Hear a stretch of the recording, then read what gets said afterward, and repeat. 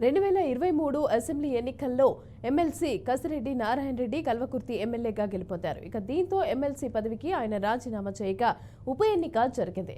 మార్చి 28న జరిగిన ఈ ఉప ఎన్నికల ఫలితాలు ఏప్రిల్ 2న రావాల్సి ఉండగా పార్లమెంటు ఎన్నికల నేపథ్యంలో వాయిదా పడ్డాయి.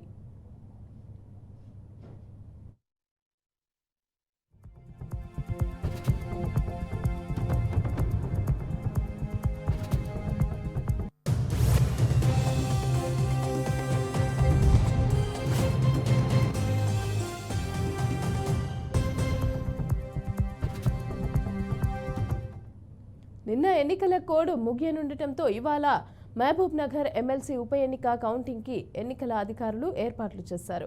ఉదయం 8 గంటలకు బాలుర జూనియర్ కళాశాలలో స్థానిక సంస్థల ఎమ్మెల్సీ ఉప ఎన్నిక ఓట్ల లెక్కింపు ప్రారంభం కానుంది. దీంతో పోటీలో ఉన్న కాంగ్రెస్ అలాగే బీఆర్ఎస్, బీజేపీ స్వతంత్ర అభ్యర్థుల్లో తీవ్ర ఉత్కంఠ నెలకొంది. పార్లమెంటు ఎన్నికల ఫలితాల కంటే ముందే ఈ ఫలితాలు రానుండటంతో కాంగ్రెస్ ప్రభుత్వానికి వచ్చే తొలి తీర్పుగా భావించే అవకాశం ఉంది.